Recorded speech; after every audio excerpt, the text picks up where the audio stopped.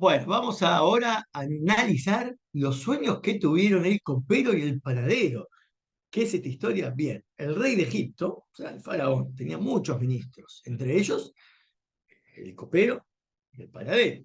Una vez se encontró en el pan una piedra y una mosca en el vino. Entonces, ¿qué hizo el faraón? Enojado, los mandó al calabozo para que esperen su sentencia.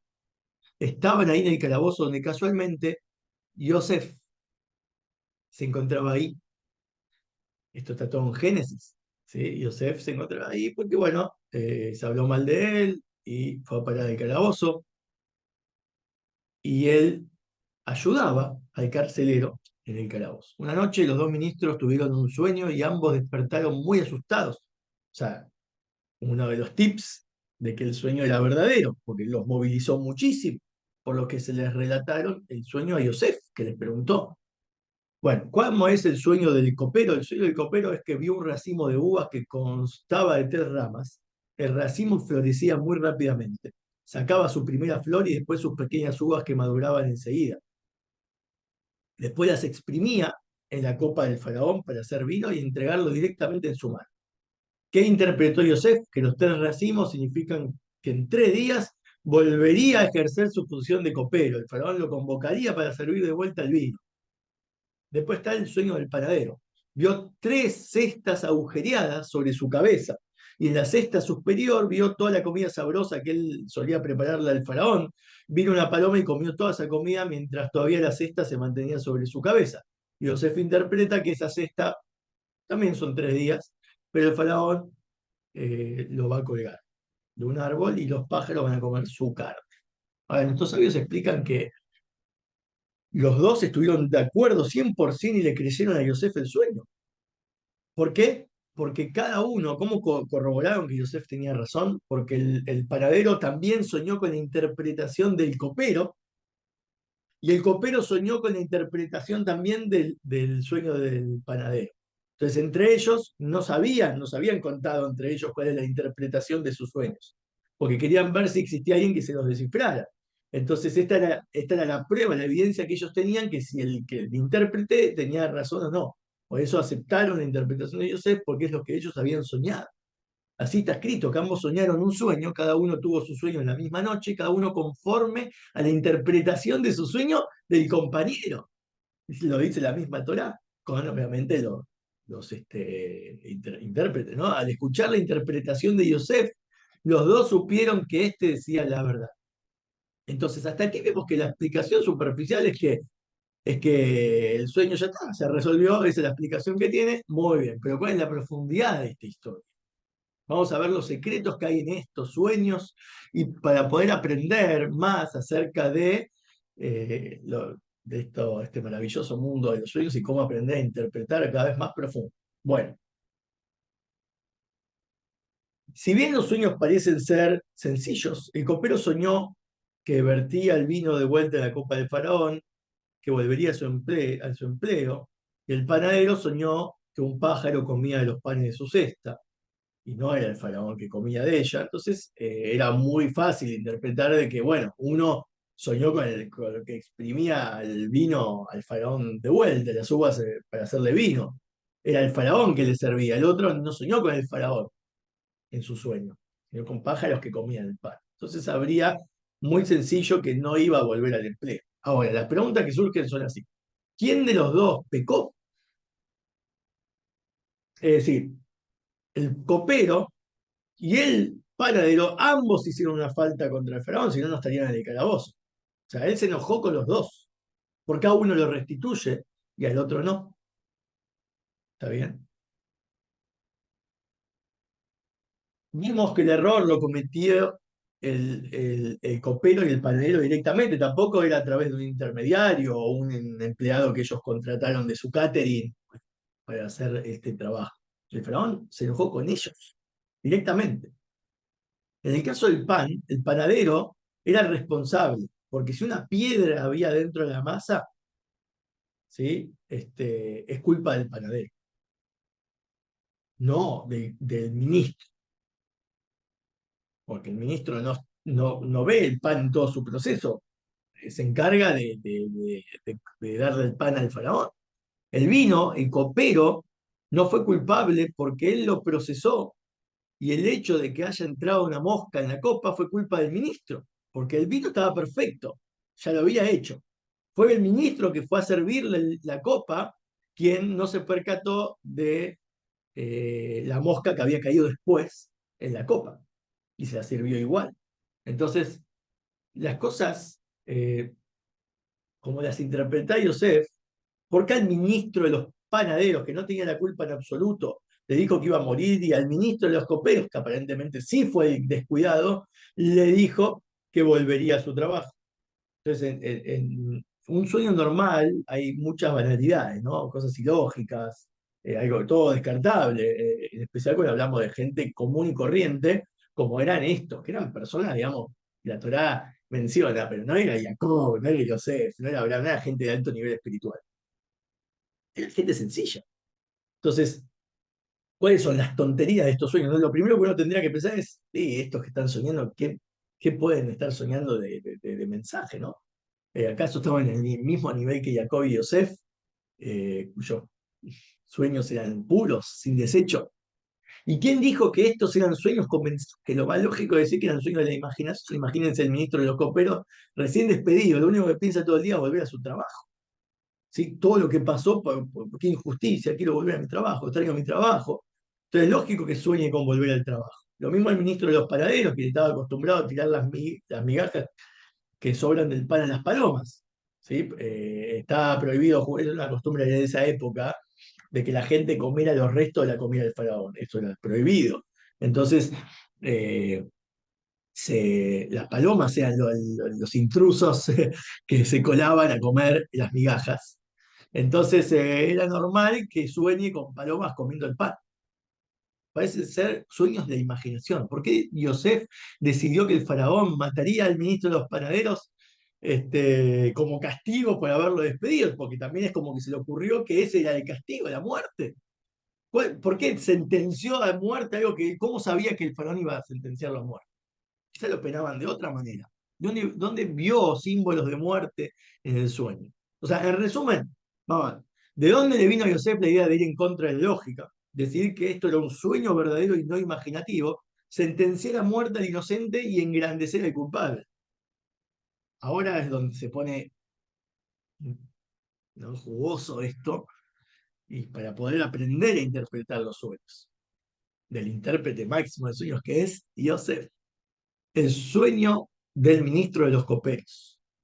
Después de haber escuchado el sueño del ministro de los coperos, Yosef separó los desechos y entendió que seguramente este ministro deseaba volver a su cargo y por eso descartó esa parte del sueño. La parte que pensábamos que era la más convincente quedó anulada y no representaba ningún mensaje, solo imaginación.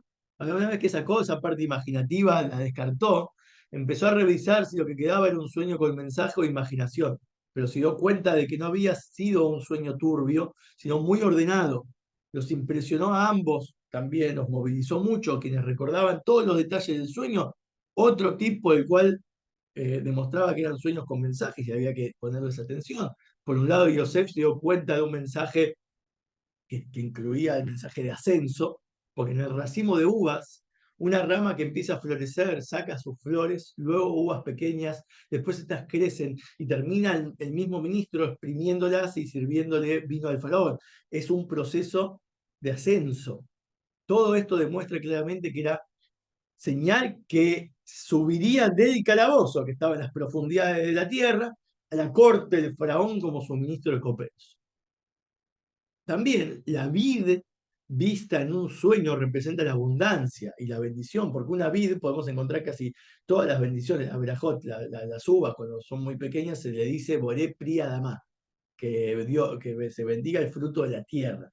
Después cuando las come uno, la bendición posterior, que es boré fayot rabot, que creó muchas almas. Las uvas en su tamaño normal ya se dice Boré Priaetz, que se bendiga el fruto del árbol frutal, no de la tierra. Y después de comerla, se hace la bendición propiamente dicha especial por la uva, los trigos, bueno, todo esto, de las bendiciones, todas las que son y cómo son, es un tema aparte, ¿no? Que hay que verlo en el artículo particular, en el archivo particular preparado sobre bendiciones, que hay que decir, que las hemos analizado del curso de Espiritualidad para las Naciones y con su adjunto, eh, el archivo que tiene todas las bendiciones, se puede revisar ahí. Sobre el vino, bendecimos Borepria Gaffencha. Es es sobre el fruto que creó el fruto de la vid. Y después cuando se bebe, se lee, se menciona el agafen, que es la vid, y no el fruto del árbol. Y después sobre un vino espeso, mucho más complejo, algo que parece ser miel ya, se dice como que se bendice otra que es Yaakol, la bendición de Yaakol, que él creó todo con su palabra. Entonces, y después sobre un vino súper especial, de categoría elite, que es muy difícil encontrarse con una cosa así, es Atov Beamitim. Como que él hace cosas, todo lo que él hace es bueno y súper bueno, ¿no? Es algo ya especial, algo muy especial. Bueno, todo esto como para mostrarles que la uva también tiene un proceso de ascenso en su producción, en sus bendiciones propiamente dicho. Esto no ocurre con el resto de las frutas y verduras. Por ello es que la vida en un sueño representa abundancia y bendición. Fíjense todo lo que había que saber para que cuando uno sueña con uvas, saber identificar en qué proceso está la uva también, y eso te ayuda a entender mejor tu sueño. Pero todo tiene que ver con la abundancia. Por eso fue que José supo también que el copero le esperaba un ascenso que le traería abundancia, bendición, y ahí se dio cuenta de otro detalle, que quizás también lo ayudarán a él mismo a salir de prisión. Acordémonos que Yosef le pide al final de esa sección ayuda al ministro de los coperos, ya que vas a salir y vas a volver a trabajar, habla bien de mí, que yo te ayudé, te interpreté el sueño, a ver si pensás que yo soy inocente, que me saquen del calabozo. El ministro de los coperos se soñó a sí mismo eh, exprimiendo las uvas de la copa de su amo. Cuando alguien exprime, deja la copa encima de una mesa. ¿Por qué el ministro dejó la copa en su mano para exprimir? Cuando uno sueña que tiene una copa en su mano, simboliza que ayudarás a otros. La copa de la salvación la levantaré, está escrito. ¿Sí? Kos Yeshua, bueno, ese es todo un tema de la copa de bendición, que cuando se acostumbra a bendecir por la copa, van a ver como la persona que la tiene la sujeta. ¿Sí? Es todo un ritual interesante, de levantarla a una cierta altura, ¿sí? Porque es una copa, se levanta. La del vino estoy hablando. Entonces Yosef, que su salvación y liberación de la cárcel estaría en manos de este ministro, que levantaba la copa de la salvación.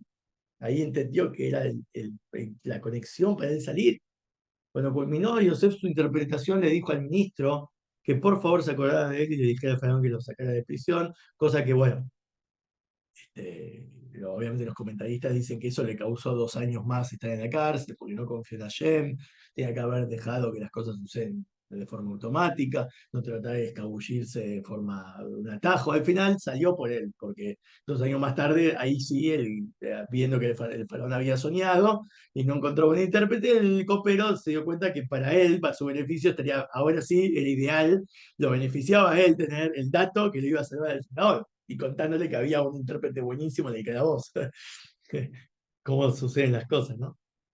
Hay que esperar que sea el copero que decida, ¿no? De forma natural, egoísta, ayudarlo y no pedírselo. Bueno, son gente de alto nivel espiritual, no se los juzga por un detalle en su servicio a Hashem y su confianza en Hashem. Por eso es que es muy interesante todos los detalles que hay de esta historia. Así fue como ocurrió, ¿no? Hashem dirigió todo para liberar a Yosef a través de este mismo ministro que le contó al faraón acerca de cómo él interpreta muy bien los sueños, y ahí fue liberado, nombrado virrey de Egipto. Entonces, ¿qué aprendemos de Yosef? 5 cosas. Primero, cuando uno tiene un sueño, ver si es un mensaje realmente o una imaginación, descartar la basura. ¿Sí? Detectar si hay basura o no, como segunda instancia, desecharla, como tercera instancia, ver los detalles ya que quedaron en profundidad. Cuarto, analizar los instrumentos que utiliza Jen para enviar el mensaje. Si son frutas, si son animales, si es uva, qué tipo de uva, cómo es. Y cinco, juntar todo, el rompecabezas ese del sueño para entender todo el sueño. Ahora, el sueño del ministro de los panaderos, Yosef, otra vez recurre a este instrumento, desechó lo innecesario del sueño. El hecho de que las palomas comían de la comida del faraón no representaba más que imaginación, porque él estaba acostumbrado a darle el pan a las palomas. Pero Yosef se dio cuenta de unos detalles muy interesantes en el sueño de este ministro. Por un lado, este sueño también era ordenado, claro y estremecedor, se lo acordaba muy bien, eso ya probaba que era un sueño verdadero, no un producto de su imaginación. Acuérdense las cinco características que estudiamos para identificar un sueño verdadero, ¿sí? Obviamente, mientras más características tengan, más prueba que es verdadero. A veces no tiene todas, pero es verdadero igual. Por eso estamos hablando de que tenía bastantes características de un sueño verdadero. Y si así fuera, no hubiese soñado que alimentaba a las palomas, sino el faraón, que era su mayor deseo. Porque él deseaba, lo que más deseaba era volver a su puesto, no volver a trabajar para alimentar a las palomas. Él quería servir al faraón. Entonces, si hubiese sido imaginación realmente producto de su deseo, tenía que haber estado el faraón en su sueño. Dos, Joseph se dio cuenta de que había muchas señales que hablaban de la muerte. Por ejemplo, el simple hecho de que las palomas comían de la cesta que estaba encima de su cabeza demostraba que moriría, porque es sabido que los pájaros se asustan al acercarse a una persona, más aún al comer las migas de su mano. No es muy fácil que un pájaro se te acerque y te coma la mano, no pasa en las historias de fábula, a menos de que esté muerto. Si la persona no tiene vida, no sé si... de hecho, esto pasa en general, debería pasar en general con todos los animales. Cuando Noé sale del arca, eran pocos seres humanos frente a la gran mayoría de animales que iban a poblar el mundo. Y Noé tuvo miedo. Entonces le dio una bendición especial de que los animales teman el semblante de Noé y su familia. Como que una persona justa, los animales ven el semblante divino y no se acercan, ni siquiera un león. Hay muchas historias de esto, de sabios que han estado conviviendo en un león, o y no lo ha matado, o un lobo, lo que sea. ¿Por qué? Porque ellos sienten el semblante divino. Ahora, cuando una persona no es justa, ellos no diferencian entre una presa común y corriente animal y tu presencia. Entonces te atacan. Un pájaro, no es un depredador, y le tiene miedo a muchos animales y a muchas criaturas. Es muy débil frente a cualquier otra criatura del universo. Entonces, pájaro no iría nunca de forma voluntaria, salvo que vea esto, de que sos una persona justa, totalmente desinteresada en el mal, y detectando eso, puedes encontrarte que las palomas se te acercan, pero por eso no es común. Entonces, lo común es analizar en estos momentos el sueño de acuerdo a la norma. De acuerdo a la norma, los pájaros se asustan al acercarse a una persona, mucho más de comer de su mano, a menos que esté fallecida. Entonces Yosef entendió que el panadero lamentablemente moriría. Eso explicaba por qué las palomas se acercaban. Después, Yosef se dio cuenta de que en el sueño del otro ministro, él mismo se movía. Agarraba las uvas, las exprimía, las servía a copas, se las daba al faraón, símbolo de que estaba vivo, trabajando. El sueño del ministro de los panaderos, todo se movía a su alrededor menos él. ¿Sí? Los vivos se mueven y trabajan hasta que mueren. Entonces, si él estaba quieto y todo lo demás se movía, los pájaros, todo, lo que hacían no, era símbolo que él estaba muerto. Y cuarto, en el sueño del ministro de los coperos está escrito, y aquí que hay una vid frente a mí. Todo el sueño se desarrolló frente a los ojos de él. Sin embargo, en el sueño del ministro de los panaderos, todo el sueño se desarrolló en la sed que estaban encima de su cabeza. Los vivos ven todo frente a sus ojos, pero los muertos que están abajo ven cómo todo se desarrolla por encima de ellos. Ya no tienen interacción en el mundo. Aún queda pendiente la respuesta a la pregunta que hicimos, si el verdadero culpable fue el panadero y no el ministro de los panaderos, el ministro de los coperos y no el copero, o sea que era al revés. ¿Por qué fue castigado el ministro de los panaderos mientras que el ministro de los coperos fue colocado en su empleo, restituido? Yosef entendió que para el faraón era más importante los empleados que los ministros mismos.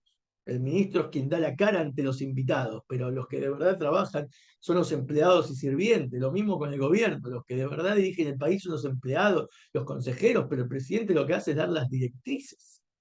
Pero una sola responsabilidad y muy importante debe elegir un equipo capaz para el trabajo. Si llega a equivocarse, la responsabilidad recae sobre él, no sobre los trabajadores que eligió. O sea, siempre uno culpa, visto hoy en día, se culpa al empleado no sé, por llegar tarde, por ser una cosa insignificante frente a lo que la verdadera responsabilidad es que el que no puso al empleado correctamente en su lugar y lo hizo trabajar con ganas y que llegue a tiempo, que tenga toda la actitud correcta para trabajar bien, es el que lo eligió. Entonces eso se lo conoce como responsabilidad administrativa, algo que a veces se dice, reconoce en las verdaderas y honestas empresas y normalmente a veces no. Entonces, según esto, el ministro de los coperos escogió un buen equipo de coperos, quienes procesaban la uva, las convertían en un vino especial, pero para el ministro de los coperos, desafortunadamente, una mosca entró en la copa del faraón mientras la trasladaba a su mesa, que no fue tan grave, ¿sí? Que el ministro era un sirviente capaz, todo su equipo era capaz. Y algo ocurrió, ¿sí? Que no es culpa, o sea, ¿viste? A veces que uno no puede controlar todo el universo. La mosca, ¿qué tener, no? Que ver uno con la mosca. Entonces sí, bueno, fue un error, un despiste, de descuido, ¿no? ¿Verdad? El último empleado que la sirvió no lo vio, pero no es culpabilidad administrativa. Sin embargo, en el caso del ministro de los panaderos, a pesar de que no tenía culpa por no saber que dentro del pan había una piedra, pues lo mismo, venía junto, ya estaba cuando fue amasada, pero fue señalado culpable porque tenía que haber elegido un equipo capaz de darse cuenta que hay una piedra en la masa. O sea, el que lo estaba amasando se distrajo y ese es parte de su equipo. Entonces, al no haber elegido un buen panadero y atento, recibió su castigo. La prueba de que Yosef tuvo la razón es que en la Torá está escrito en el tercer día, el cumpleaños del faraón hizo una fiesta para todos sus sirvientes. Lo mismo hizo el rey Ahasuerós en la historia de la Megilá Esther, la reina Esther, hizo una fiesta para todos sus ministros y todos sus sirvientes. Pero en nuestro caso está escrito solo sirvientes, no ministros. ¿Por qué? ¿Desde cuándo un rey hace una fiesta solo para los más bajos en el grado? Esto nos muestra la importancia que tenían los sirvientes para el faraón. Eran quienes ejecutaban las órdenes, con los que él se relacionaba constantemente. Entonces la importancia de los ministros radicaba en la buena elección de su equipo de trabajo. Bueno, hemos visto cómo unos sueños tan simples tienen muchos secretos, incluso ya ni siquiera indagamos en Kabbalah acá, estamos indagando en una profundidad, ¿sí? Ya bastante importante, pero porque para la más cercana, poder nosotros trabajar con nuestros sueños. Esto nos demuestra cómo debemos observar los sueños, cómo diferenciar entre lo bueno y lo malo, cómo poner a funcionar el cerebro para llegar a la solución adecuada del sueño.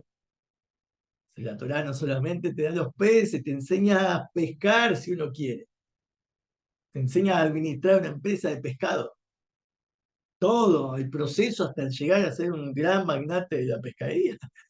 Todo te enseña, pues uno más profundiza, se vuelve hasta el rey del universo. Te das cuenta cómo el creador hizo el código fuente maestro, cómo te creó, de qué estás hecho. O sea, todo esto cada vez, si vamos sacando de las capas, nos encontramos con el mundo de la verdad.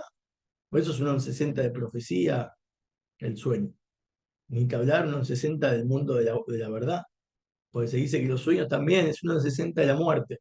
Es algo que significa que tiene una profundidad tremenda esa expresión, porque uno creía la muerte, pues ya, bueno, o sea, que cuando uno duerme y no se acuerda de nada, esto es como la muerte, tipo 1,60 de lo que sería la muerte, que es sentir eso durante una eternidad. No, el sueño es 1,60 de la muerte, todo lo que uno vive en el sueño, porque puede ser un sueño tremendo.